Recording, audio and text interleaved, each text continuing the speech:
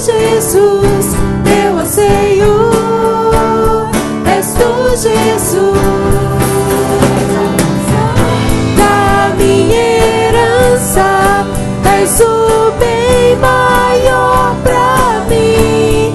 O meu coração não pode mais viver sem o teu grande amor.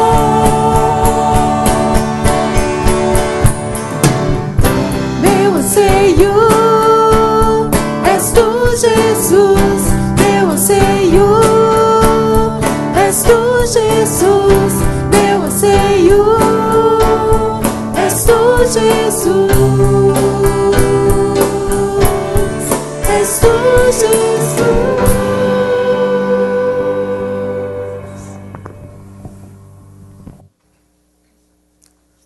Boa noite, irmãos e irmãs.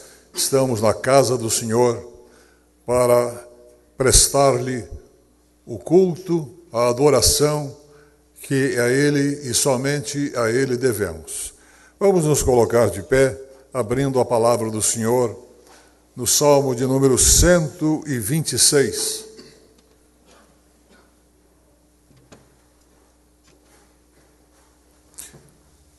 Vamos fazer responsivamente a leitura desse salmo. Quando o Senhor restaurou a sorte de Sião, ficamos como quem sonha. Então a nossa boca se encheu de riso e a nossa língua de júbilo. Então entre as nações se dizia: grandes coisas o Senhor tem feito por eles. Com efeito, grandes coisas fez o Senhor por nós. Por isso estamos alegres. Restaura, Senhor, a nossa sorte, como as correntes do Negueb. Os que com lágrimas semeiam, com júbilo ceifarão. Quem sai andando e chorando, enquanto semeia, voltará com júbilo, trazendo os seus feixes. Vamos cantar o hino de número 26. Quão grandioso, grandioso és tu.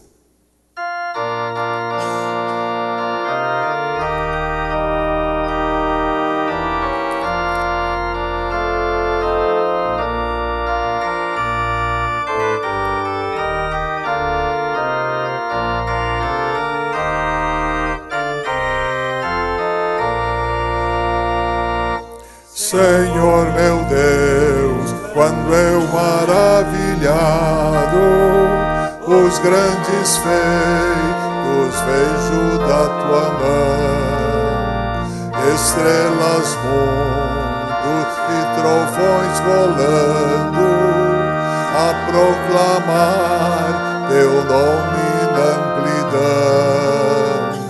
Canta minha alma então a ti, Senhor, grandioso és tu, grandioso és tu. Canta minha alma então a ti, Senhor, grandioso és tu, grandioso és tu. Quando atravesso bosques e florestas,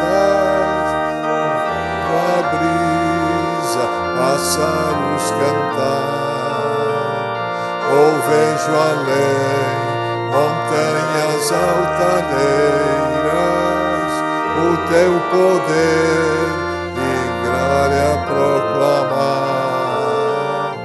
Canta minha alma então a ti, Senhor, grandioso és tu, grandioso és tu. Canta minha alma então a ti, Senhor, grandioso és tu, grandioso és tu. Quando percebo que na cruz maldita, por teu amor, Jesus morreu por mim e me livrou do jugo do pecado, ao levar dentro sangue carmesim. Canta minha alma então-te, Senhor, grandioso és tu, grandioso és tu.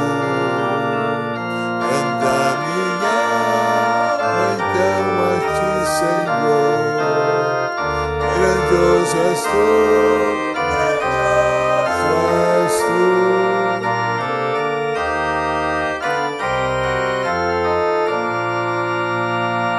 Quando afinal em resplendor e glória Jesus abrir as portas da mansão, eu estar entre os santos, na mais humilde e vera adoração, e então cantar eternamente ali, grandioso és tu, grandioso és tu, e então cantar eternamente ali, grandioso és tu, grandioso és tu.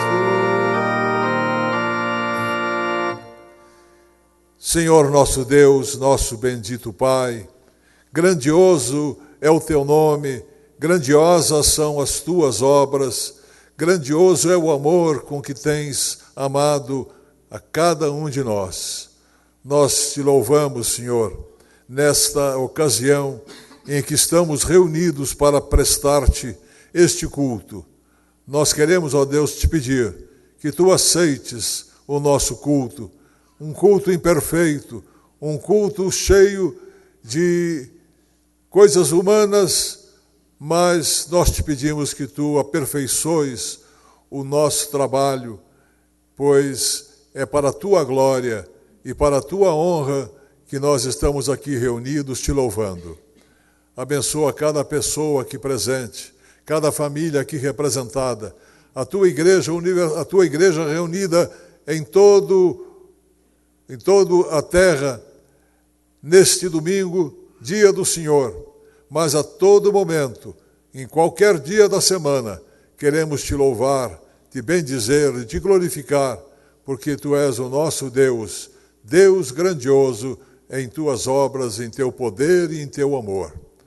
Dá-nos, Senhor, nesta ocasião de culto, a oportunidade de crescimento espiritual, de arrependimento diante da tua pessoa. E também, ó Deus, dá-nos o perdão para as nossas faltas. Nós te pedimos, nós te suplicamos, não por nós, mas por Cristo Jesus, nosso Senhor e Salvador. Amém. Pode sentar.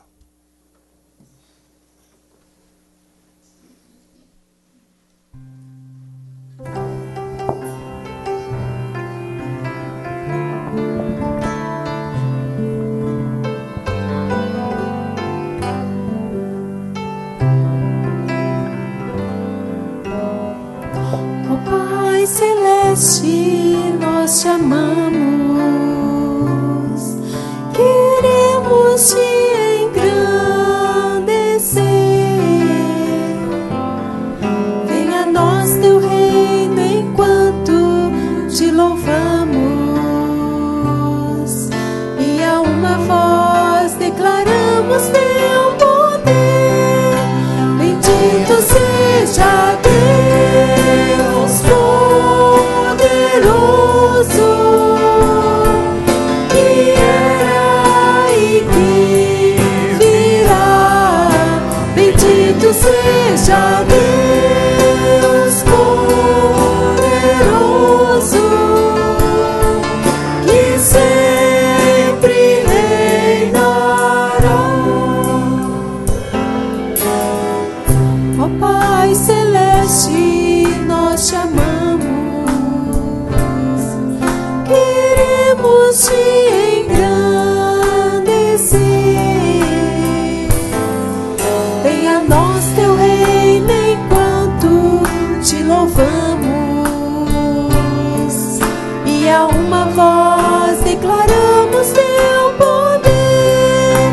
Bendito seja Deus poderoso,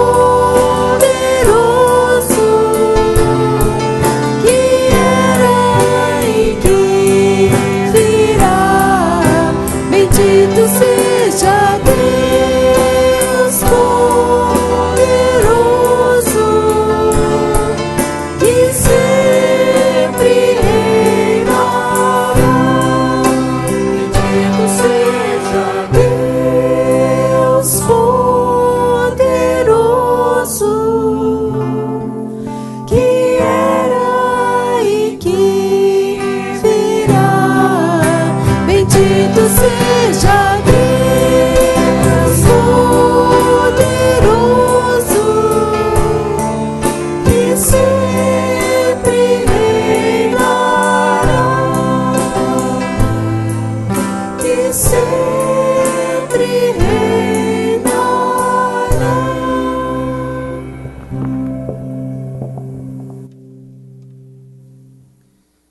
Boa noite, gente bonita de Jesus, amém? Só não fala amém que é gente feia, né? Então, boa noite, gente bonita, amém? Isso, vamos ficar em pé, dê um abraço na pessoa que está do seu lado. Que bom estarmos juntos, seja bem-vindo. Esse é um momento especial da família do povo de Deus. Você que nos acompanha pela internet, nosso abraço, nossa saudação fraterna. Continue conosco, estamos apenas começando o nosso culto neste domingo. Pode sentar, você que já cumprimentou o irmão que está próximo a você, pode se assentar. Coral da nossa igreja, nesse instante, está aqui na cidade vizinha de Araucária, comemoração do aniversário da igreja presbiteriana daquela localidade. O pastor daquela igreja é o jovem Tiago, filho da nossa igreja, que está pastoreando lá. Então o coral hoje foi todo para lá, para participar dessa programação em Araucária. Nosso pastor efetivo, o reverendo Juarez, está em Mato Grosso, deve estar um calor danado para lá, né? Que já está esfriando, mas ele está numa atividade pertinente ao Supremo Concílio com o presbitério daquela região ali de Cuiabá, em Rondonópolis, e estará de retorno amanhã pela manhã. Então lembre-se de orar pelo retorno do nosso pastor efetivo, para Deus renovar também as forças do seu coração, porque viagem é um negócio desgastante, ainda mais pela madrugada, né? Afora. Então lembre-se de orar pelo pastor. Hoje também nós estamos tendo a estreia aqui no nosso culto de um novo organista. O Heber está estreando conosco. Em pé, Heber, pessoal da igreja te conhecer. Ele hoje está estreando conosco aqui no órgão. Seja bem-vindo, que Deus te abençoe, viu?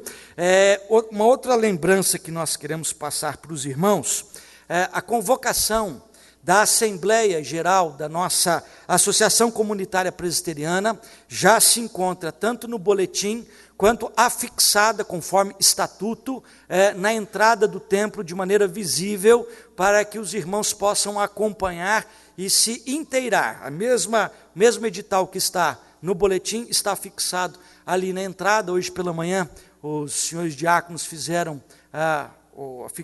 fixaram esse material para conhecimento da membresia. Nós teremos a Assembleia da Associação Comunitária Presbiteriana no último domingo desse mês de abril.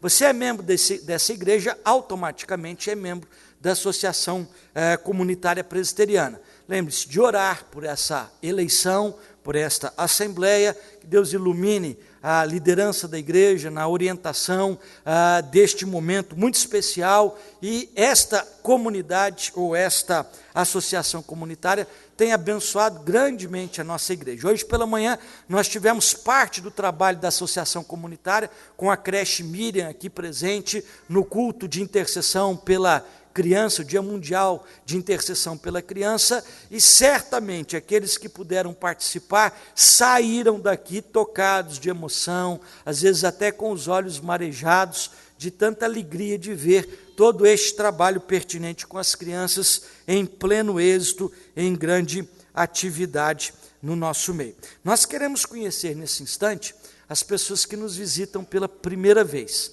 Se você nos dá a alegria da sua presença pela primeira vez, os diáconos da igreja vão deixar com você uma lembrança da igreja. Dentro tem uma ficha. se você puder deixá-la preenchida na saída com o diácono, nós entraremos em contato com você por e-mail, por telefone, queremos aí saudá-lo de maneira efusiva. Há alguém conosco pela primeira vez nessa noite? Ali atrás temos um casal, lá atrás um jovem, ali no fundo outro jovem, aqui do lado do Paulo, um pouquinho mais para frente temos também duas irmãs ali, ó, mais para frente, Paulinho. Isso. Há mais alguém conosco pela primeira vez? Sejam bem-vindos, viu? É uma alegria muito grande recebê-los no nosso meio. O nosso desejo é que vocês sejam grandemente abençoados. Ato contínuo do nosso culto, quero convidá-lo à leitura de Efésios, capítulo de número 5, versos de 15 a 21. Epístola de Paulo aos Efésios, capítulo 5, os versículos de 15 a 21. Mesmo assentados como os irmãos estão, nós procederemos à leitura de maneira alternada. Efésios 5, 15 a 21. Portanto, vede prudentemente como andais, não como nécios, e sim como sábios. Por essa razão, não vos torneis insensatos, mas procurai compreender qual a vontade do Senhor.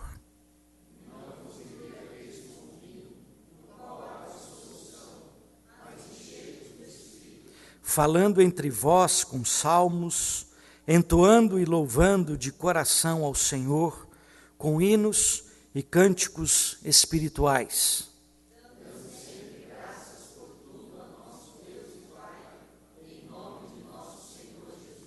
Juntos, sujeitando-vos uns aos outros no temor de Cristo. Vede prudentemente como andais.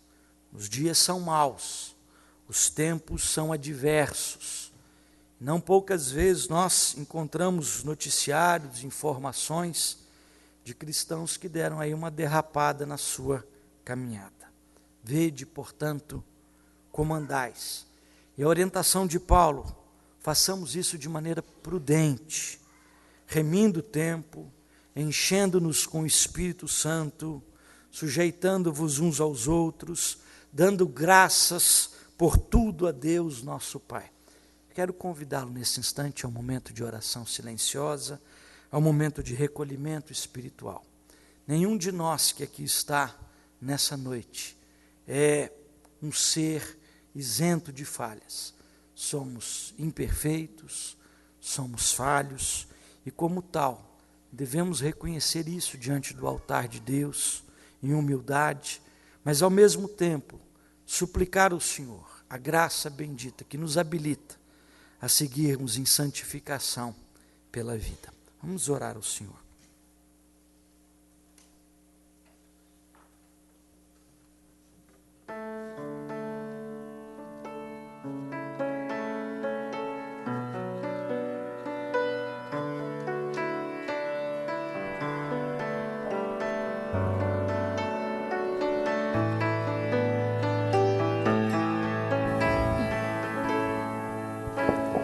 Espírito do Senhor está presente para consolar. É Deus com a gente exalando vida, força para caminhar.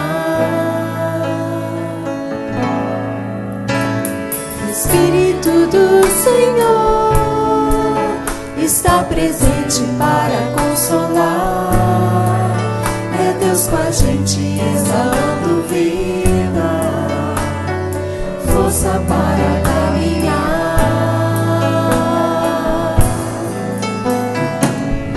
Ele nos ungiu para quebrar libertação e quebrar cadeias para restaurar os corações.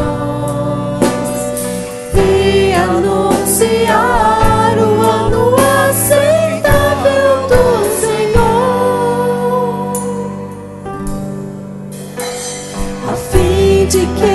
se chame, a fim de que se chame, a fim de que se chame cavalos de justiça.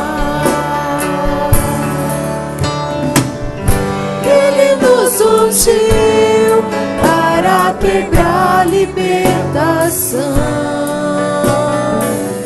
e quebrar cadeias, para restaurar os corações e anunciar o ano aceitável do Senhor, a fim de que se chame, a fim de que se chame, a fim de que se chame cavalos de justiça, a fim de que se chame, a fim de que se chame, a fim de que se chame cavalos de justiça.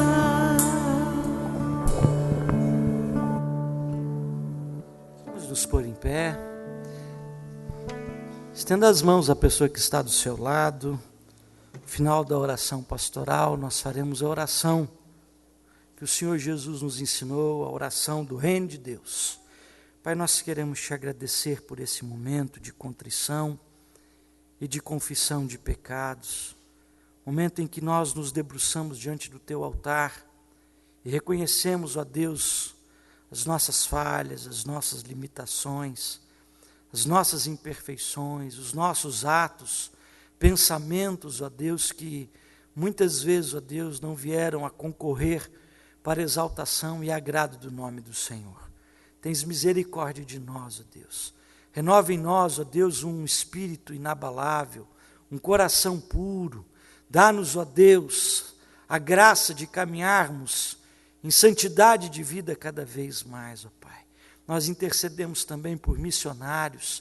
Te agradecemos pela libertação do Zé Dilson, pela festa, Senhor, do retorno dele no meio das crianças do trabalho, ó Deus, na África. Obrigado, Senhor, pelas vitórias que o Senhor tem dado ao teu povo, espalhado em todo o canto desse planeta. Mas obrigado também, ó Deus, pelas derrotas, que nos faz, ó Deus, perceber quão necessário é dependermos sempre do Senhor, ó Pai. Nós te pedimos isso nessa hora. Te agradecemos em nome de Jesus, que como família da fé, rebanho único de Jesus, nos ensinou a orar dizendo: Pai nosso que estás nos céus, santificado seja o teu nome. Venha o teu reino, seja feita a tua vontade, assim na terra como nos céus. O pão nosso de cada dia nos dá hoje. Perdoa as nossas dívidas, assim como nós perdoamos aos nossos devedores. Não nos deixes cair em tentação, mas livra-nos do mal, pois teu é o reino, o poder e a glória para sempre. Amém. Aleluia. Vamos continuar de pé. Vamos adorar ao Senhor. O primeiro cântico fala de adoradores. O Senhor quer adoradores que o adorem em espírito e em verdade. Adore com excelência ao Senhor. Dê o seu melhor a Ele.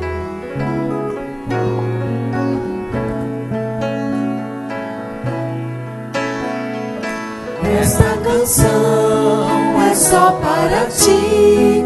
Tu és o motivo primeiro do meu louvor, da adoração, do meu amor mais sincero. Levanto minhas mãos no santuário, elevo minha voz para cantar de toda a tua glória e majestade.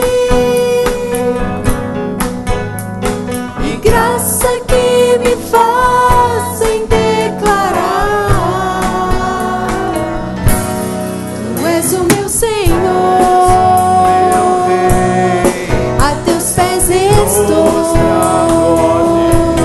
Eu quero te servir como adorador.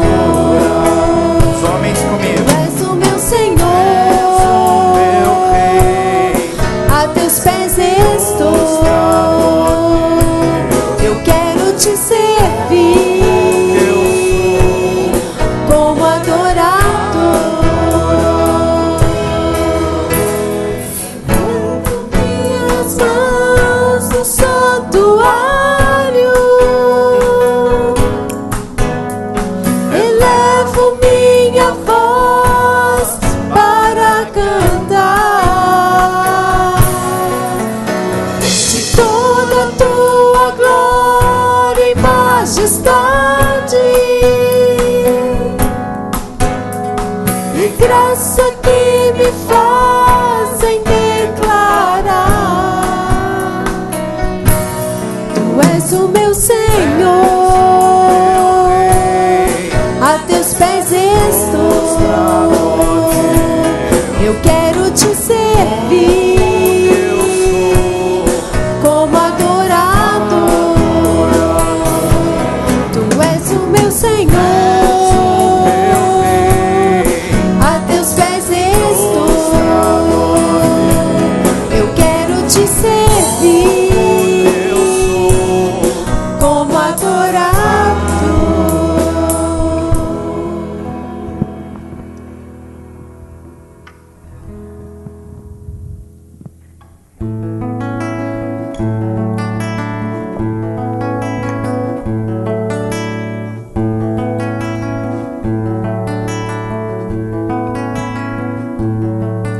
Cantai ao Senhor um cântico novo. Cantai ao Senhor todas as terras. Cantai ao Senhor, bendizei o seu nome. Proclamai a sua salvação. Anunciai entre as nações a sua glória, entre todos os povos as suas maravilhas. Porque grande é o Senhor, muito digno de ser louvado, mais temível do que falsos deuses. Glória e majestade estão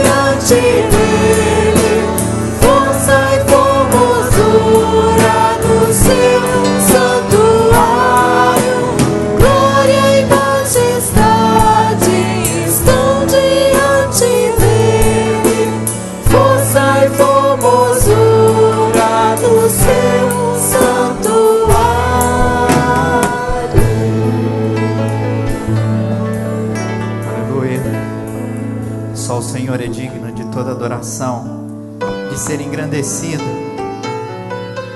Que a minha vida e a sua vida a cada dia seja um motivo de louvor e de adoração ao Senhor, engrandecendo o nome que é digno de toda honra, de toda glória, de todo louvor.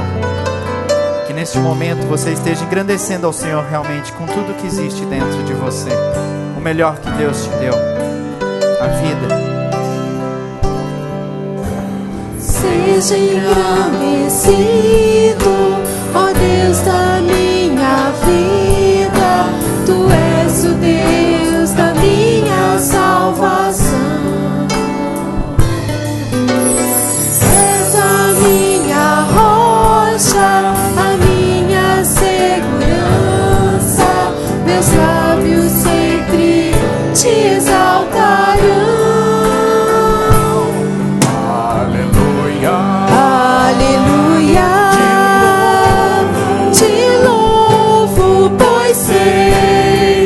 Sobre todos é Senhor. Aleluia, aleluia. Te louvo, pois sei que sobre todos é Senhor. Seja engrandecido, ó Deus da minha vida, Tu és o Deus da minha salvação. És a minha rocha, a minha segurança, meus lábios sempre te exaltarão. Aleluia, aleluia. Te louvo, pois sei que sobre todos é Senhor. Aleluia, aleluia. Te louvo, pois sei que sobre todos é Senhor. Aleluia, aleluia, aleluia, aleluia. Louvemos ao Senhor.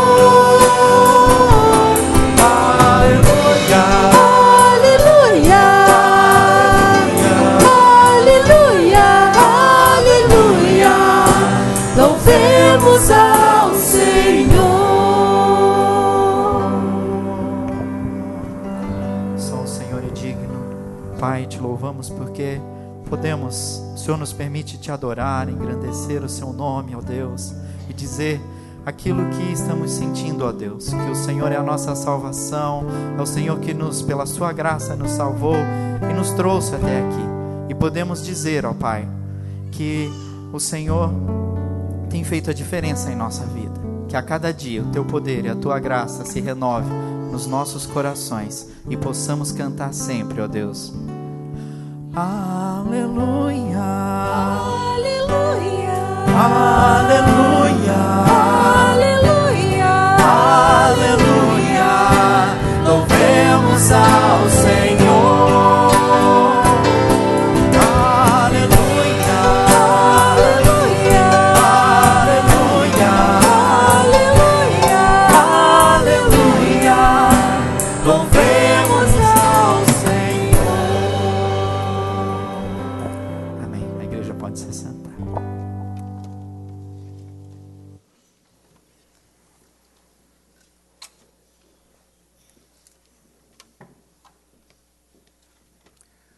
Boa noite, irmãos. Abramos as nossas Bíblias, segundo a Pedro, capítulo 1, dos versículos de 3 a 8. Segunda Epístola de Pedro, capítulo 1, versículos de 3 a 8. Vamos fazer essa leitura alternadamente. Visto como pelo seu divino poder nos têm sido doadas todas as coisas que conduzem à vida e à piedade, pelo conhecimento completo daquele que nos chamou para a sua própria glória e virtude,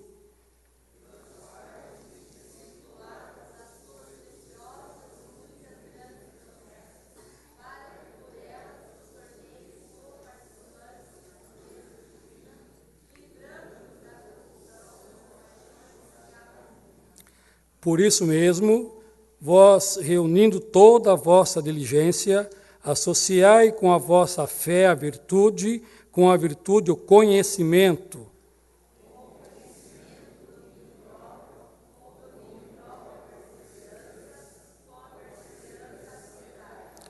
Com a piedade, a fraternidade, com a fraternidade, o amor.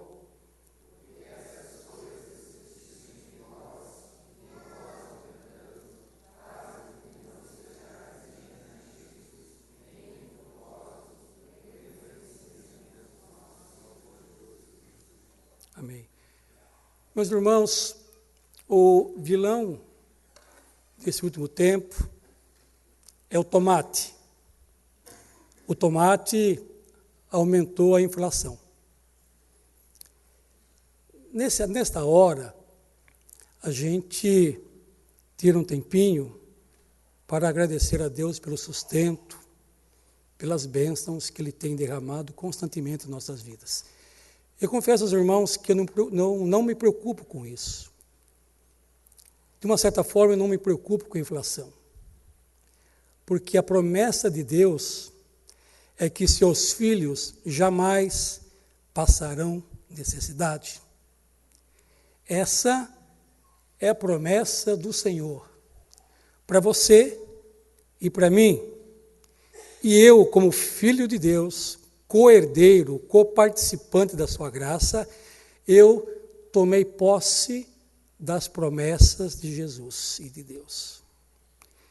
Paulo diz que nós não somos somente vencedores, nós somos mais que vencedores através de Jesus Cristo.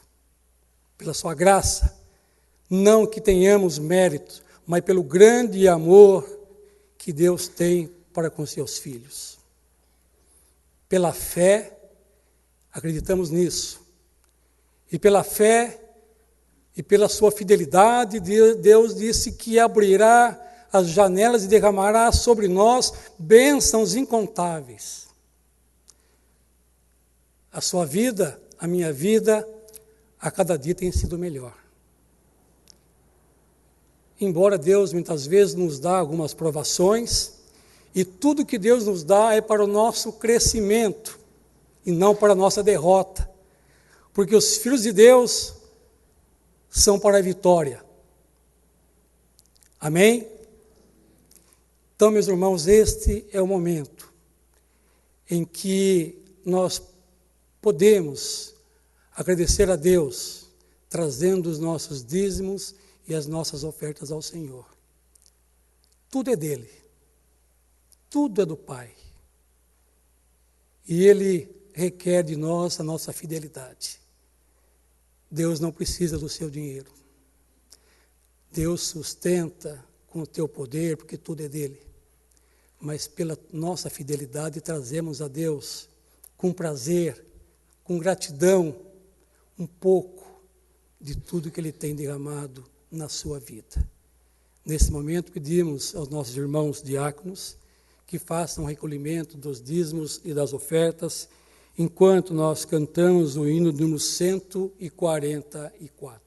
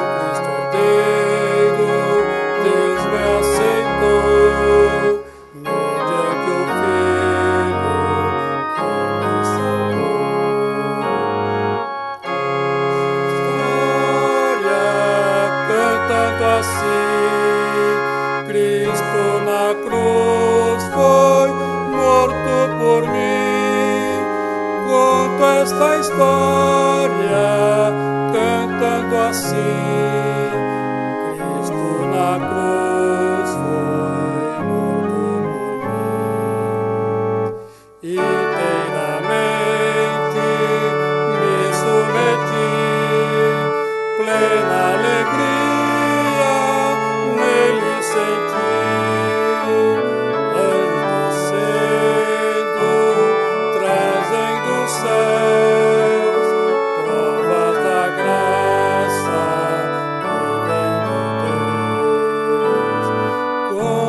outra história, cantando assim: Cristo na cruz foi morto por mim. Conto esta história, cantando assim: Cristo na cruz foi morto por mim.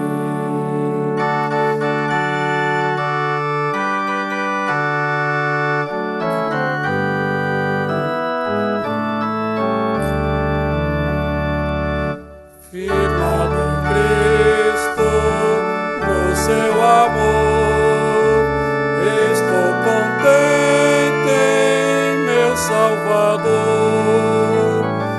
esperançoso hei de viver por Jesus Cristo, por seu poder. Conta esta história, cantando assim: Cristo na cruz foi morto por mim. Conto esta história, cantando assim: Cristo na cruz foi morto por mim. As crianças, por favor, venham à frente. Oremos ao Senhor. Querido Pai, que está entre nós, somos agradecidos, ó Deus, pelas bênçãos incontáveis que temos recebido do Senhor. E também aquelas bênçãos que sequer percebemos, ó Pai. E o Senhor tem feito maravilhas na vida de cada um dos seus filhos. Trazemos, ó Pai, ao Teu altar os nossos dízimos e as nossas ofertas. Parte daquilo que o Senhor tem nos dado. O Senhor tem sustentado as nossas vidas, os nossos filhos, a nossa esposa, maridos, o nosso lar, e com abundância até. E tem dado muito mais do que nós precisamos e talvez nós mereçamos. Ó Deus, agradecidos, ó Deus, porque somos Seus filhos. Agradecidos porque, pela Tua promessa, Senhor, Tu nos garante a ressurreição em Cristo Jesus, para que possamos estarmos juntos, ó Pai, na cidade celeste, onde o brilho do Senhor, ó Pai, não necessitará da cidade o sol. Ó Deus, queremos também agradecer, ó Pai, por essas crianças, que é o presente da Tua igreja, que elas possam crescer em sabedoria e graça diante do Senhor. Ó Deus, prepara-nos, ó Senhor, para ouvir a Tua palavra através dos Seus servos, Pai, Reverendo Carlos, instrumento do Senhor, que ele seja ungido grandemente, ó Pai, pelo Teu Espírito Santo, e que ele seja grandemente utilizado, Pai, porque Tu tens o poder para, com a mesma palavra, fale a corações diversos, Pai, para cada um está precisando. Fique conosco, em nome de Jesus, que nós pedimos e já Te agradecemos, porque o Senhor está entre nós. Amém.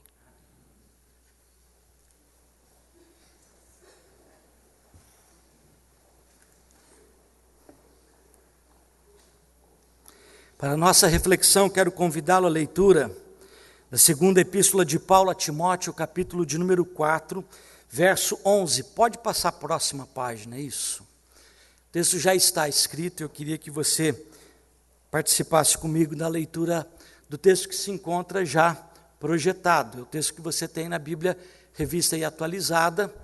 Então o texto está aí, vamos ler todos juntos? Vamos lá? Somente Lucas está comigo. Toma Marcos e traze-o contigo, porque ele me é muito útil para o ministério. Só as vozes femininas, vamos lá?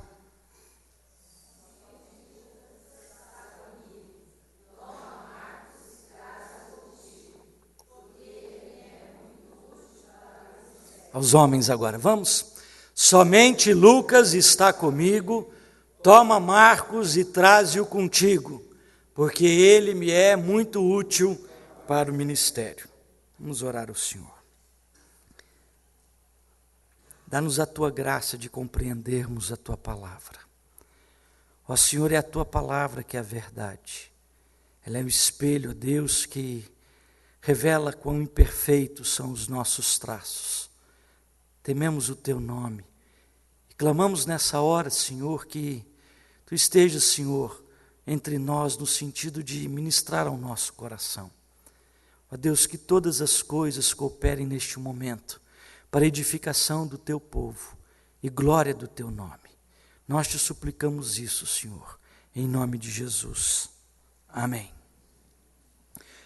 No boletim da igreja dessa semana, o tema nos desafia a dinâmica de uma caminhada cristã marcada pelo companheirismo, pela solidariedade e pelo mútuo apoio. Consolação pelo companheirismo é o tema desta semana. Solidariedade, companheirismo, apoio mútuo. A igreja cristã deve ser modelo de consolo pelo companheirismo. Inegavelmente, ao lermos as Escrituras Sagradas, notadamente percebemos grandes exemplos de companheirismo e de solidariedade nos mais diversos textos bíblicos. Podemos, por exemplo, citar alguns apenas para termos a percepção de como muitas vezes estes gestos de solidariedade e companheirismo estavam também associados a demonstrações de fé. Por exemplo, Ruth e Noemi, lá no Antigo Testamento, Ruth e Noemi. Noemi era a sogra de Ruth. Ambas ficaram viúvas. Só que Noemi estava em terra estrangeira, estava longe da sua casa, distante dos seus parentes, e ela resolve voltar para Judá, da terra de Moabe, aonde era a terra de Ruth. Nesse momento em que ela resolve voltar, desconsolada, amargurada, decepcionada, sem esperança de vida, Ruth se põe ao lado da sua sogra, coisa difícil de acontecer, mesmo em épocas de não crise, né? Põe-se ao lado da sogra e diz assim para ela: aonde tu fores, irei eu, aonde tu pousares, pousarei eu, o teu povo é o meu povo, o teu Deus é o meu Deus. Exemplo de companheirismo, de solidariedade, mesmo em face à adversidade. Um outro exemplo claro da Bíblia está também registrado quanto a Davi e Jonatas. Jonatas era filho do rei Saul, diretamente era o herdeiro do trono de Israel. E Davi era um rapaz que estava em ascensão ministerial. Era um dos soldados do rei, era o arpista do rei, era um confidente do rei, e Davi estava em ascensão ministerial, o que trazia para Saul um aspecto de inquietação inenarrável. Não poucas vezes Saul era tomado de espíritos de revolta ao ver a prosperidade espiritual, a benfazeja, a graça de Deus na vida de Davi. Ele chegou a atacar inclusive uma seta, uma lança sobre Davi, e Davi precisou fugir, inclusive, porque Saul o havia jurado de morte. E o único lugar que ele poderia se esconder era no deserto, e no deserto de Oreza. E aí, quando Davi estava no deserto de Oreza, Jonatas, filho de Saul, sai do palácio, sai do ar-condicionado lá de Brasília daquela época, né? E vai para o deserto. E quando ele chega no deserto e se encontra com Davi, Jonatas fortalece as mãos de Davi. 1 Samuel 23, 16 diz assim: então se levantou Jonatas, filho de Saul, e foi para Davi a Oreza, e lhe fortaleceu a confiança em Deus. Mais um exemplo do Antigo Testamento de solidariedade e companheirismo. Jonatas tinha tudo a perder, ele era o herdeiro do trono, mas provavelmente quem assumiria o trono seria Davi. Mas independente das suas paixões políticas, ele sai da sua casa, do conforto do seu palácio, e vai no deserto fortalecer as mãos do seu irmão, para que continuasse a caminhada. Um outro exemplo de solidariedade, agora nas páginas do Novo Testamento, é o caso do paralítico de Cafarnaum. Essa cura, esse milagre de Jesus, é de saltar os olhos no Evangelho de Marcos. Marcos capítulo 2 conta para a gente que entre as inúmeras curas iniciais do ministério de Jesus, há um registro da cura de um paralítico na cidade de Cafarnaum. Jesus estava em casa pregando e as multidões concorreram para a casa onde estava Jesus e a casa ficou superlotada, dentro, fora, nos quartos, nos cômodos diversos, nas janelas. E aí vieram 4 homens trazendo um paralítico de longe, vieram carregando um paralítico numa maca para que Jesus o curasse. E eles chegam na casa, não podiam entrar. Eles não se fazem de rogados. Nós viemos de longe para que o nosso companheiro, nosso amigo, nosso irmão seja curado. Eles sobem no telhado, destelham a casa, tiram o eirado, desce o homem por ali, na frente de Jesus. E é interessante que Marcos faz questão de mencionar, no capítulo de número 2, uma frase interessante: vendo-lhes a fé. Vendo-lhes, plural. Ele não viu a fé do paralítico apenas. Ele viu a fé de todos aqueles que estavam ali, associados naquele projeto de solidariedade e companheirismo para atender, acudir, socorrer e abençoar aquele paralítico que provavelmente era parente ou amigo daqueles que estavam ali naquela luta. Solidariedade e companheirismo. Mas dos evangelhos também vem uma outra cena maravilhosa, que é a parábola contada por Jesus do bom samaritano. Um homem que é assaltado, é deixado semi-morto à beira do caminho, passa ali o sacerdote, o homem da religião, o homem da lei, o homem do sacrifício, o homem da intimidade com Deus, o homem que clama ao Senhor pelo perdão dos pecados diante do povo. Esse cidadão passa por ali, vê o homem semi-morto, faz que não viu e vai-se embora. Passa o levita, o que cuidava dos artifícios do templo, aquele que cuidava do ambiente, que zelava das questões pertinentes, ao recolhimento, as outras ofertas. Ele também passa ali, ele vê aquele cidadão semi-morto, ensanguentado, jogado no chão, no caminho de volta de Jerusalém a Jericó. Ele vira de costa e vai-se embora. Passa ali um herege, um samaritano. Para os judeus, os samaritanos eram hereges. Ele olha para aquele cidadão, ele cuida daquele homem, ele põe o seu remédio, ele põe o seu vinagre, ele põe o seu óleo, ele põe sobre o seu animal, ele leva para a estalagem, ele chama o hospedeiro, diz para ele: toma conta dele, cuida dele, eu pago para o senhor fazer esse tipo de situação. Ele gasta dinheiro, ele gasta remédio, ele gasta tempo, ele gasta diversas situações para socorrer. E aí Jesus conta essa parábola e pergunta para os judeus: quem é o próximo? E os judeus, que não pronunciavam o nome dos samaritanos, disseram: o que usou de misericórdia. Solidariedade, companheirismo. Todavia, irmãos, ao estudarmos acuradamente as Escrituras Sagradas, nós vemos como grandes líderes da fé, grandes líderes eclesiásticos foram muitas vezes assaltados por outro tipo de comportamento que não é a solidariedade e nem o companheirismo. Quantas vezes nós olhamos, estudando a palavra de Deus, encontramos registros inegáveis desta conduta inadequada e que, na verdade, não nos deveria servir de diretriz comportamental, de referência modelar, pelo menos naquilo que tange a tais ações. Em vez de exemplo, em um desses exemplos inadequados, vem de uma conduta que tem se tornado cada vez mais frequente nas relações interpessoais, nas relações humanas, que se chama utilitarismo. Dá para a gente repetir o que é que se chama?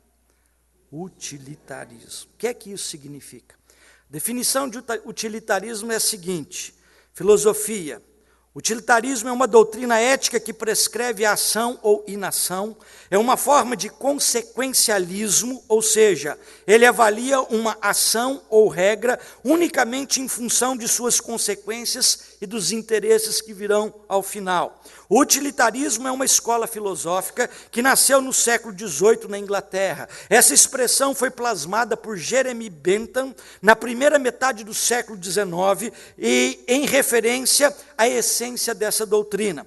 Mas utilitarismo foi usado originalmente por Stuart Mill, que estendeu o uso dessa filosofia aos aspectos consistentes de toda a sociedade. Stuart Mill também pensou na fundação de uma sociedade a qual ele chamou sociedade utilitarista. Em outras palavras, o utilitarismo como conceito estabelece a prática de ações de acordo com a sua utilidade, baseando-se para tal em preceitos às vezes éticos. Inicialmente, tinha-se em mente o bem comum diante dessa filosofia utilitarista. Porém, devido ao individualismo da nossa era pós-moderna, o utilitarismo tem ganho contornos assombrosos. Ele ganhou uma abordagem perniciosa, egocêntrica, descartável e ruim. O sociólogo Zygmunt Bauman afirma que vivemos em uma sociedade líquida, onde os relacionamentos são frágeis. O amor é frágil, os elos de relacionamento são superficiais e embriagados pelo utilitarismo. Nossa cultura celebra o descartável. Os bens são fabricados para consumo e também para descarte. E nessa onda pós-moderna, os relacionamentos passaram a obedecer o mesmo critério, o mesmo referencial, o mesmo padrão: utilitarismo e descarte. Por que é que eu estou dizendo isso? Nosso texto nessa noite é, para mim, uma das páginas mais negras da caminhada vitoriosa do apóstolo Paulo, por um lado, e de uma das páginas mais sublimes da vida do apóstolo Paulo, por outro. É contraditório, mas é fato. Pelos dois ângulos você pode ver uma página negra do ministério do apóstolo Paulo. Por outro ângulo você pode ver um momento radiante da vida do apóstolo Paulo. Acho importantíssimo ressaltarmos tais situações, pois muitas vezes, queridos, nós estamos vivendo um cristianismo centrado em homens, pastores, líderes eclesiásticos, bispos, apóstolos da atualidade. E muitas vezes esse tipo de comportamento nos é herdado até mesmo por uma percepção bíblica. E de repente nós começamos a olhar para Paulo, para Pedro, para Tiago, para apóstolos e líderes eclesiásticos do passado como se tais fossem perfeitos, fossem em nada deficientes em toda a sua história. E não é, preste atenção, perfeito foi só Cristo Jesus. Cristo foi perfeito, Paulo não foi. Conquanto as grandes temáticas teológicas e doutrinárias do Novo Testamento vieram para nós sob a pena de Paulo, sobre o escrito de Paulo, nem sempre os exemplos mais expressivos de prática cristã vieram do mesmo autor. Eu digo isso porque, leia comigo novamente o texto de Timóteo capítulo 4, versículo de número 11. Põe lá para a gente o texto de novo, 1 Timóteo 4, 11. É 2 Timóteo 4, 11, está escrito errado lá. Somente Lucas está comigo. Toma Marcos e traze-o contigo, porque me é útil para o ministério. Vamos ler de novo? Vamos lá? Somente Lucas está comigo. Toma Marcos e traze-o contigo, porque me é muito útil para o ministério. Para quem lê esse texto, meio que desavisado, tem a impressão que Paulo, em um gesto sublime, pede um help, um socorro para os demais companheiros de ministério em face às dificuldades apresentadas na caminhada. Olha aí, me manda Marcos, eu fiquei sozinho, só está Lucas comigo. Que beleza, Paulo pedindo para que Marcos lhe fosse trazido como apoio, mas não é isso que o texto está dizendo. Muitas vezes, quando a gente passa assim rapidamente de en passant, a impressão é equivocada, queridos. Para se entender melhor esse texto, é preciso termos em mente algumas questões que antecedem essa passagem. Segunda epístola de Paulo a Timóteo foi um dos últimos textos escritos por Paulo antes do seu martírio, antes da sua execução. E este é um trecho dessa passagem. Mas para a gente entender, vamos dar marcha ré lá perto da conversão de Paulo, lá em Atos dos Apóstolos. Quem era o Marcos que Paulo pede para que ele fosse levado até a sua pessoa? Em primeiro lugar, Marcos é um personagem interessante nas páginas do Novo Testamento. Ele é filho de Maria, uma senhora distinta e rica, que morava em Jerusalém e que acolheu a igreja cristã em seus primeiros dias. Maria provavelmente conheceu o ministério terreno de Jesus naquela época. Nessa época em que Jesus estava desenvolvendo seu ministério terreno, Marcos ainda era bastante novo. Em Atos dos Apóstolos, capítulo 12, versículo 12, você pode ir acompanhando na sua Bíblia e conferindo como um bom bereano, se eu estou falando a verdade ou não. Em Atos 12, 12, quando Pedro é solto da prisão, a igreja estava reunida em oração na casa de Maria. E o texto diz, Maria, mãe de Marcos, cognominado João, ou Maria, mãe de João, cognominado Marcos. João era o nome hebraico, Marcos era o nome grego. Marcos também é caracterizado nas Escrituras como primo de Barnabé. Lá em Colossenses capítulo 4, versículo 10, Paulo cita essa identificação familiar. Colossenses 4, 10, Paulo cita isso dizendo, saúda-vos Aristarco, prisioneiro comigo, e Marcos, primo de Barnabé.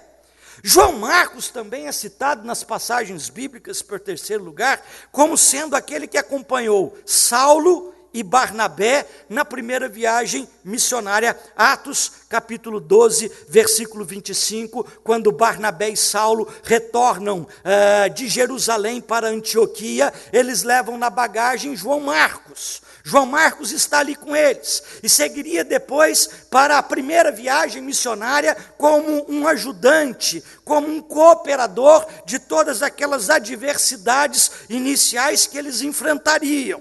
Atos, capítulo 13, versículo 13, no meio da primeira viagem missionária, surge um problema. Não nos compete agora, quem sabe numa outra oportunidade, a gente pode destrinchar um pouco sobre o problema acontecido entre Paulo, Barnabé e João Marcos, mas agora nós não vamos gastar tempo com isso. O fato é que João Marcos, naquele momento, ele não quis mais seguir viagem na primeira viagem missionária com Paulo e Barnabé. João Marcos voltou para Jerusalém e disse assim, não vou mais com vocês. E isso criou uma mágoa no coração de Paulo muito grande. Tanto que no capítulo de número 15, a outra passagem que o texto diz, tempos depois, quando Paulo e Barnabé estavam ali trabalhando a segunda viagem missionária, Barnabé diz assim, vamos chamar João Marcos para ir com a gente. Barnabé era primo de João Marcos. Barnabé deu chance para Paulo quando ninguém deu chance para Paulo. Quando Paulo se converte, a igreja não tinha credibilidade na conversão de Saulo. Só Barnabé é quem vai ter com Paulo. O mesmo Barnabé que estendeu a destra de companhia para Paulo, é o mesmo Barnabé que queria investir ainda um pouco mais na figura do seu jovem primo chamado João Marcos. E Barnabé disse para Paulo, vamos levar João Marcos. E aí, queridos, a passagem bíblica mostra uma briga, uma dissensão, um problema tão sério entre Paulo e Barnabé, que uma amizade que havia começado em Cristo, que uma caminhada vitoriosa como a primeira viagem missionária, acaba sendo separada por ali, para talvez não ter mais volta. Atos 15, 37 a 39, e Barnabé queria levar também a João, chamado Marcos. Mas Paulo não achava justo levarem aquele que se afastara desde a Panfilha, não os acompanhando no trabalho. Houve entre eles tal desavença que vieram a separar-se. Então Barnabé, levando consigo a Marcos, navegou para Chipre, Mas Paulo, tendo escolhido Silas, partiu para as direções da Síria e da Cilícia. Da história da igreja, temos informações que em Chipre, Barnabé foi executado. E aí, se Paulo não resolveu esse problema antes, não ia resolver depois. Porque pela viagem, cada um tomou um rumo. Barnabé pegou João Marcos e foi para Chipre, terra natal dele, Barnabé. E a história da igreja nos diz que lá em Chipre, Barnabé foi executado por pessoas que se opunham ao cristianismo. Acabou ali. E João Marcos, nessa história, ficou de que jeito? Perdido no mundo, sem lenço e sem documento. O único que acreditou nele era Barnabé, seu primo, que estava morto. E agora?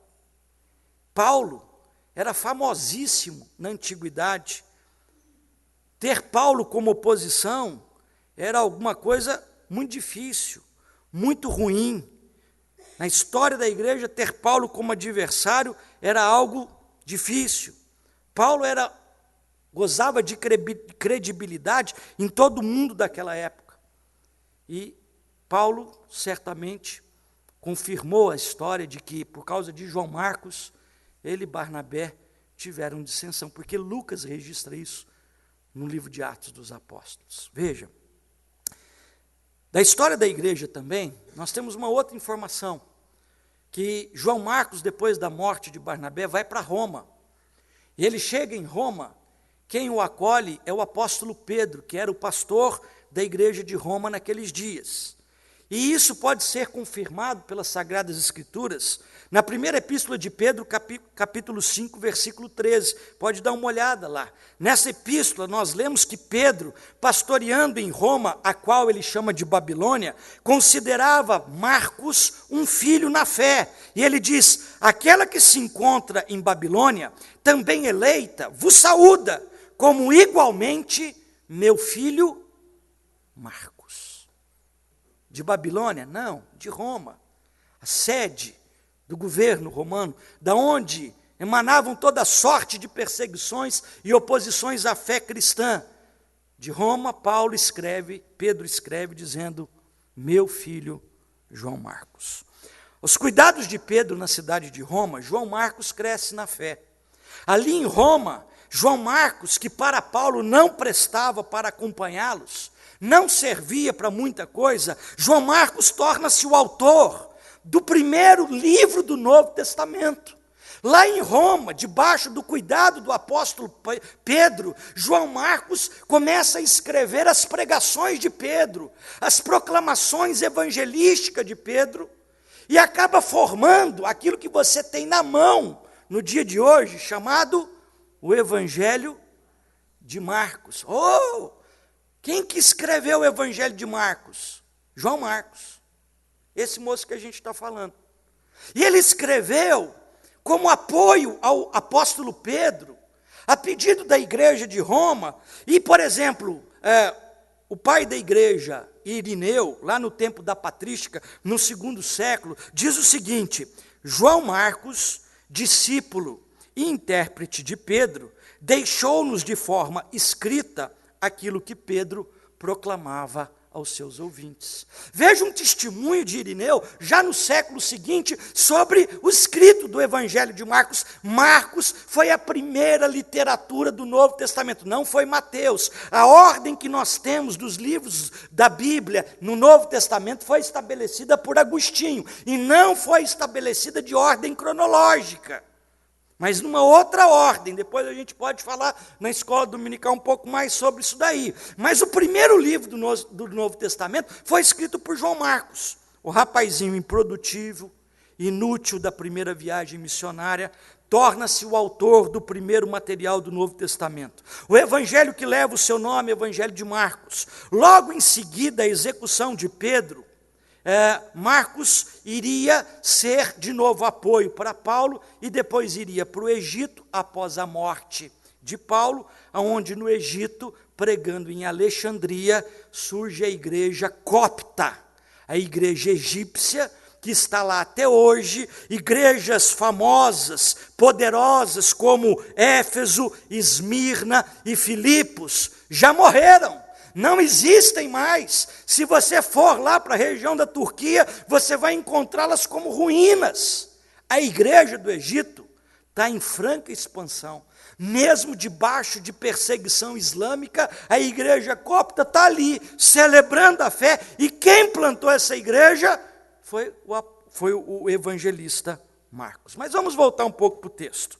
Após toda essa volta que fizemos, vamos voltar lá para o texto. Após a morte de Pedro, o apóstolo Paulo pede a Timóteo que traga consigo o rapaz, pois este lhe era útil ao ministério. Veja, a segunda epístola de Paulo a Timóteo é a epístola derradeira, é onde inclusive ele se despede dos seus amigos,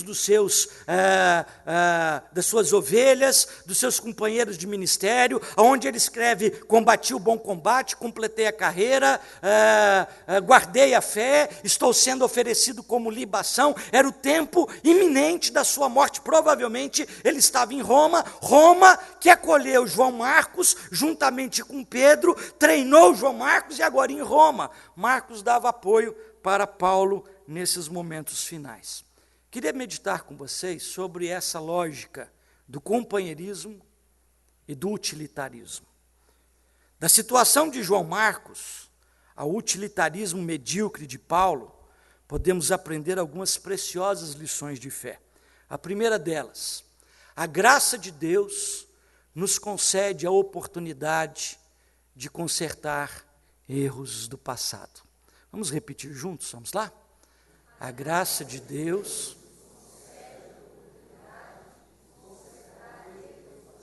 Isso vale para João Marcos e isso vale para o apóstolo Paulo. O que eu acho bonito nesse texto é que provavelmente, pela história da igreja, Paulo não teve tempo de despedir-se e de reconciliar-se com Barnabé depois da intriga que eles tiveram antes da segunda viagem missionária. Paulo foi para um canto, Barnabé foi para o outro, e no meio da viagem Barnabé foi executado. Mas Barnabé brigou com Paulo, Paulo brigou com Barnabé por causa de João Marcos. Mas João Marcos estava vivo. E agora quem estava indo para o outro lado da vida era o apóstolo Paulo, em Roma, aguardando a sua sentença. Paulo manda trazer João Marcos. Eu acho que muito mais do que a utilidade ministerial, o que Paulo queria era um tempo de conversa com esse moço e de restauração daquilo que aconteceu lá atrás. Mais do que isso, foi um tempo de graça também para João Marcos. João Marcos era muito novo na primeira viagem missionária, e talvez o calor da primeira viagem missionária, talvez o fervor das suas crenças judaicas, porque ele é de origem judaica, fizeram oposição ao trabalho de Paulo para os gentios, e aí surgiu uma certa indisposição, e ele resolveu ir embora, não aguentou as perseguições, não aguentou as confusões, resolveu ir para trás, foi-se embora, abandonou o ministério. Mas Deus, na sua muita graça, concede a João Marcos uma outra oportunidade. João Marcos ficou conhecido na cristandade como o rapaz que abandonou Paulo na viagem. Paulo corria o mundo, e certamente de forma que João Marcos também corria com Paulo, mas na linguagem de que ele o havia abandonado. Para piorar, o seu tio protetor Barnabé havia morrido.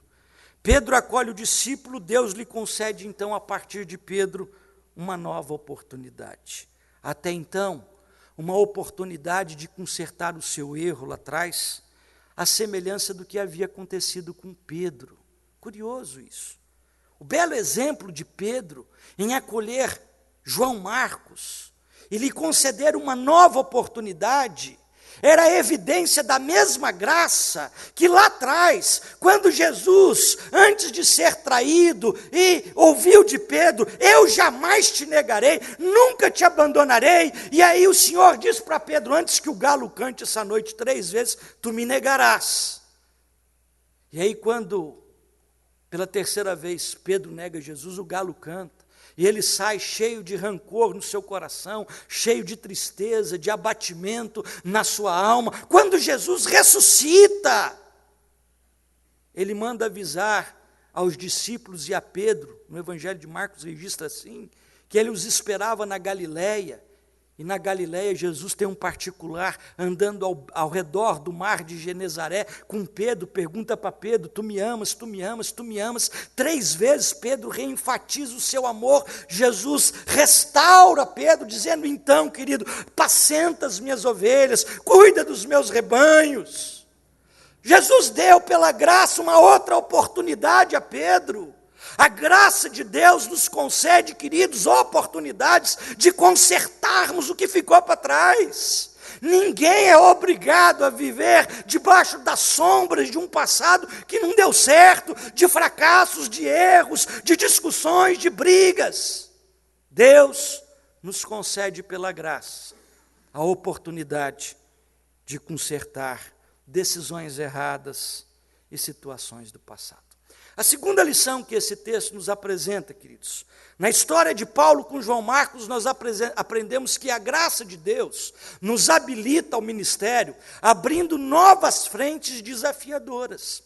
Interessante que João Marcos se presta, num primeiro momento, para ser o companheiro de Barnabé e de Saulo na primeira viagem missionária. Provavelmente o papel de João Marcos era arrumar estalagens para que eles pudessem descansar, fazer contatos e observações com pessoas crentes nos lugares por onde eles passassem, judeus ou pessoas tementes a Deus. Mas no meio do caminho, João Marcos não aguentou o tranco, voltou para trás. Aí o texto para a gente nos mostra que nessa história toda, esse moço que lá atrás não serviu para uma coisa, serviu para outra. Você nunca pode dizer para alguém, você não presta para nada, você não serve para nada. Quando a gente lê o apóstolo Paulo, escrevendo aos Romanos e aos Coríntios, Paulo diz assim, Deus pôs no corpo cada um conforme lhe apraz. Um é olho, outro é nariz, outro é o dedão do pé, outro é o calcanhar, outro é o lóbulo da orelha. Cada um tem o seu papel. Alguns mais vistosos, outros nem tanto. Todos têm a sua função no corpo de Cristo. Talvez num primeiro momento a pessoa nem se identifique direito com aquilo que ela está fazendo.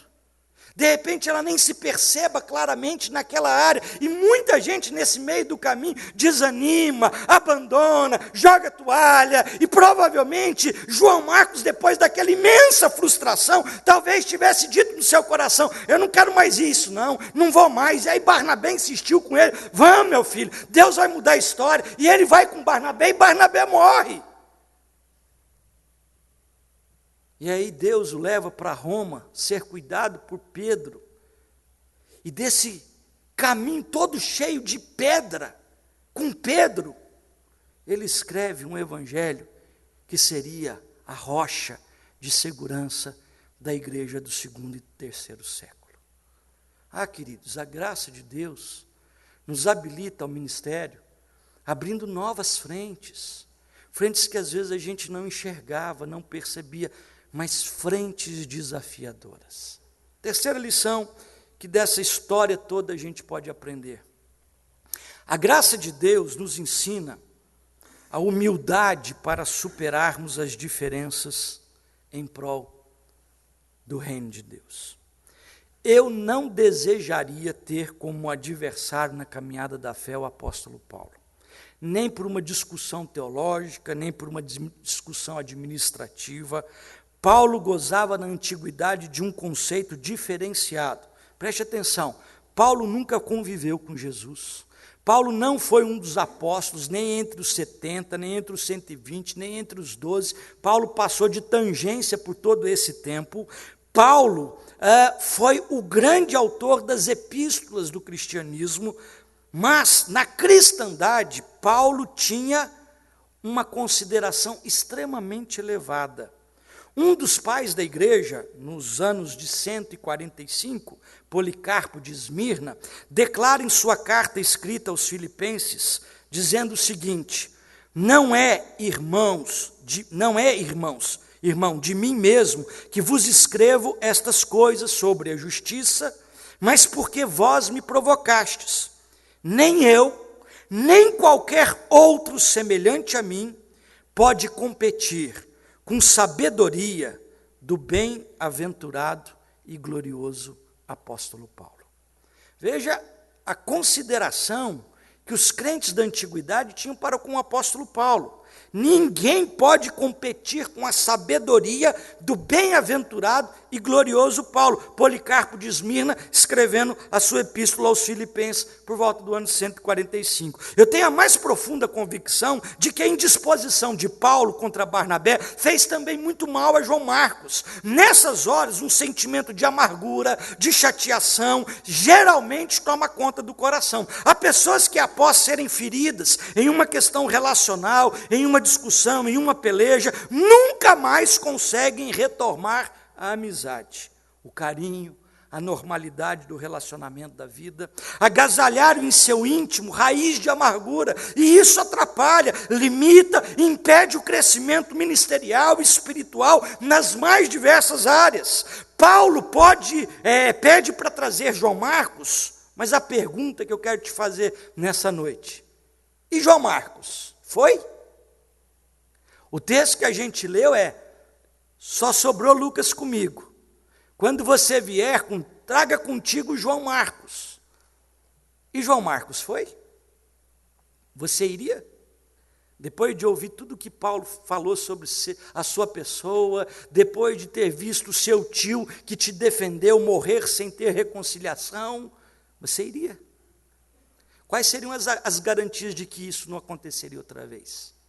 Veja bem, João Marcos poderia dizer: não, agora eu estou bem, Pedro me acolheu, cuidou de mim, a igreja me reconhece, o meu escrito está correndo todas as comunidades na Ásia, na Galácia, na Europa, agora que ele precisa de mim, agora ele quer que eu vá. A graça de Deus, queridos, permitiu que João Marcos não agisse dessa forma, que João Marcos agisse com humildade diante daquela situação. Veja, na sua Bíblia, escrevendo a epístola a Filemão e também aos Colossenses, nos versículos finais, Paulo por 2 vezes faz menção da presença de João Marcos como um dos seus parceiros, ajudadores, colaboradores, voltado para a expansão do reino de Deus. Quero terminar a última lição dessa noite. 4º lugar, a graça de Deus nos capacita ao serviço sem interesse de evidência. A graça de Deus nos capacita ao serviço, mas não é ponto aqui, é vírgula. Se teremos ou não proeminência, se teremos ou não destaque, se teremos ou não evidência, não é problema nosso, é competência de Deus. O que eu acho lindo no ministério de João Marcos é que ele até teve grandes chances de alçar os seus voos solos. Afinal de contas, aprendeu com Barnabé, bebeu aos pés de Pedro, e também agora estava sendo disputado até pelo apóstolo Paulo. Que grande ministério esse moço poderia fazer sozinho, afinal de contas, as escolas que ele teve, as escolas pelas quais ele passou, foram escolas tremendas. Mas João Marcos percebe que ainda não era o tempo, que estar ao lado de homens de Deus para apenas auxiliá-los, ser um cooperador, era uma função muito importante para tais líderes e para que ele também pudesse crescer. Eu digo isso, queridos, pelo seguinte: nós vivemos dias em que uns passam as pernas dos outros em busca do seu lugar ao sol. Na vida secular, isso é prática comum. Outro dia eu conversei com uma pessoa que disse: eu contratei na empresa onde eu trabalho, trouxe uma pessoa que eu conhecia para trabalhar na área, ela cresceu e agora ela está me mandando embora. O sujeito começa a ascender na vida, e aí começam as rasteiras em outros para alcançar o seu lugar de destaque. Na vida ministerial, isso não deveria acontecer, mas a disputa por poder religioso muitas vezes faz isso. Aos que querem se perpetuar no poder, aos que, inebriados pelo gosto sedutor do poder, não querem largar o trono de jeito nenhum, e aos que dividem igrejas, criam facções, semeiam intrigas e inimizades sob a justificativa também de quererem o seu lugar de reconhecimento. O que eu acho lindo é João Marcos. Ah, como Marcos nos fala tão de perto. Como Marcos é diferente deste mundo cão que acabamos de citar.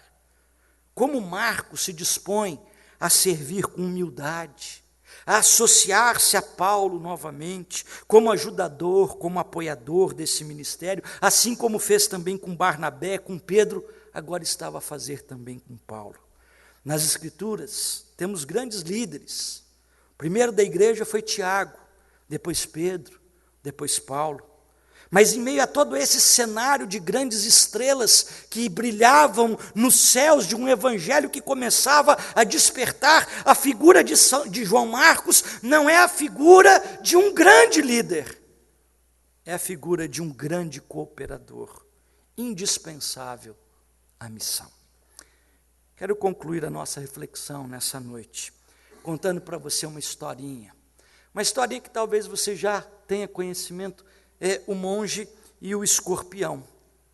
Um monge estava caminhando com o seu aprendiz à beira de um riacho agitado, e eles estavam ali conversando e passeando, e o monge, bastante observador, percebeu que em uma das margens do riacho, um escorpião se batia para atravessar o riacho que estava com as suas águas agitadas. Parou-se a caminhada e aquele monge resolveu então ajudar aquele escorpião a atravessar o rio, o riacho. Quando o monge fez menção desta ação, o aprendiz então fez a questão de lembrá-lo: olha, esse escorpião é venenoso, e é dos piores, é mortal, você não deve fazer isso, é loucura. E o monge abaixou-se, pegou aquele escorpião, atravessou o riacho com água até o pescoço, e a hora que ele foi colocar o escorpião do outro lado do riacho, o escorpião lhe deu uma ferroada. Mal deu tempo do monge sair da água, o seu aprendiz atravessou o riacho e aos berros, exortando o seu mestre, disse: que loucura é essa? Você não sabia que isso podia te acontecer? Eu te avisei.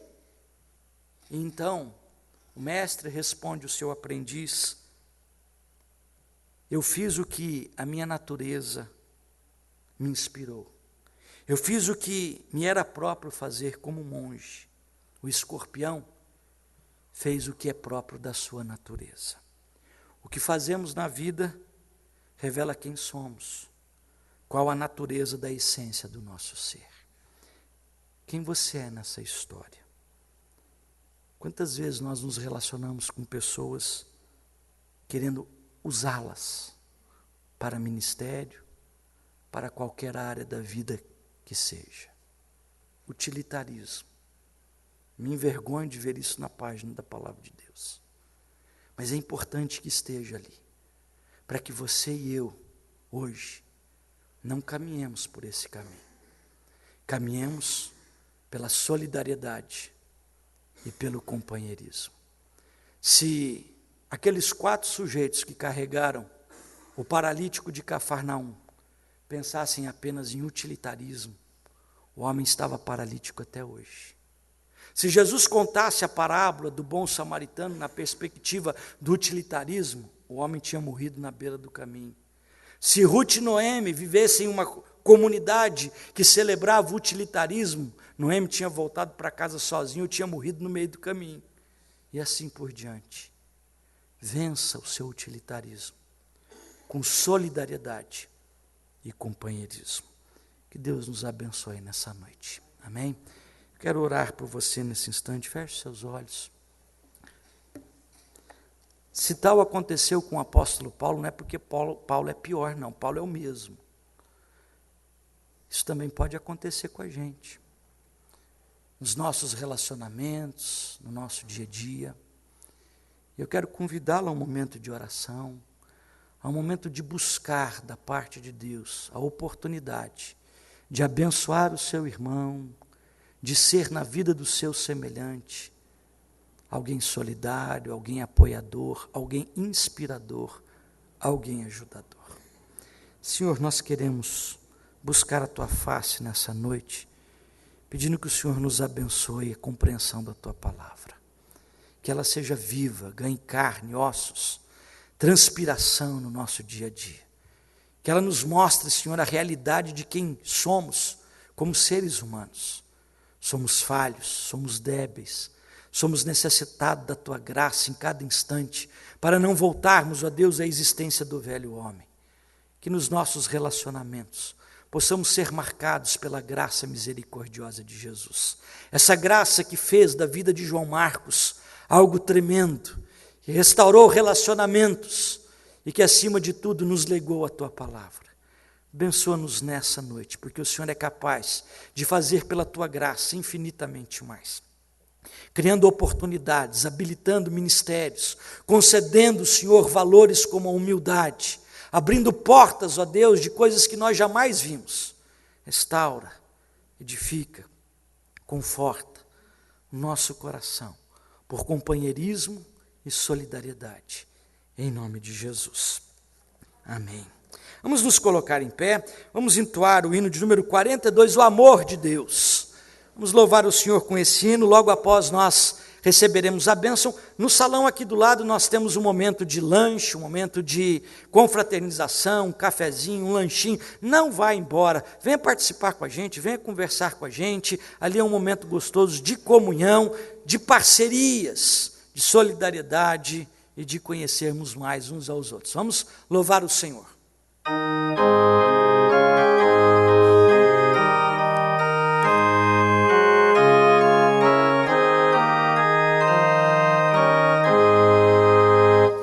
A Deus demos glória, por quanto de amor o Filho bendito por nós todos deu, e graça concede a mais vil.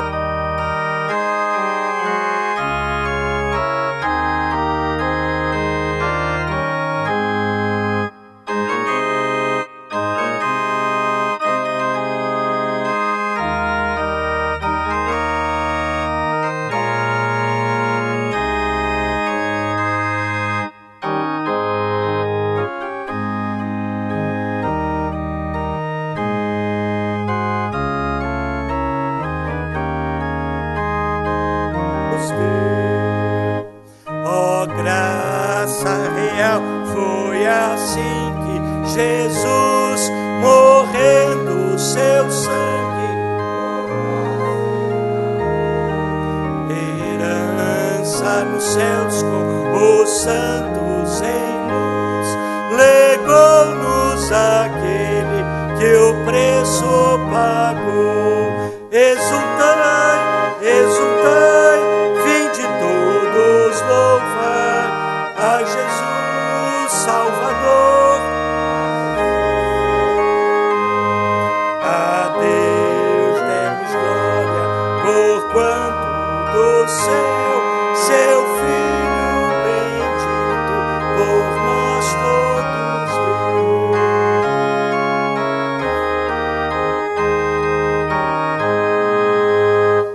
Tal prova de amor nos fez confiar nos merecimentos do Filho de Deus, e quem pela fé vai vê-lo na glória eterna do céu. Exultai, exultai, vinde todos louvar.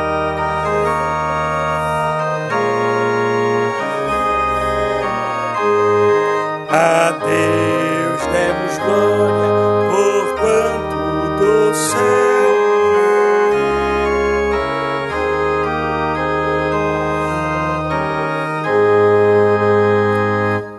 Ora, antes da festa da Páscoa, sabendo Jesus que era chegada a sua hora, de passar deste mundo para o Pai, tendo amado os seus que estavam no mundo, amou-os até o fim. Que a graça do nosso Senhor e Salvador Jesus Cristo, o amor de Deus, o eterno Pai, a comunhão, a consolação, o poder e a edificação do Espírito Santo sejam sobre todos nós, sobre a igreja de Cristo espalhada em todo canto, hoje e sempre.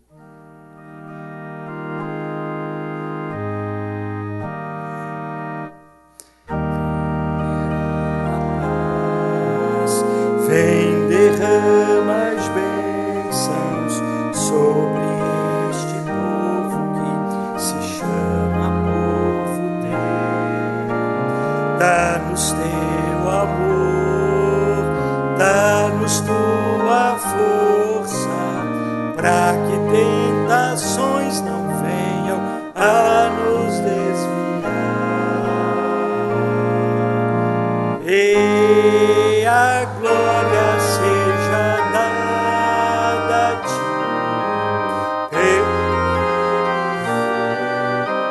pelo que tem sido, pelo que farás em nós. E a glória seja dada a ti, pelo que tens feito, pelo que tem sido, pelo que farás em nós. Pelo que farás.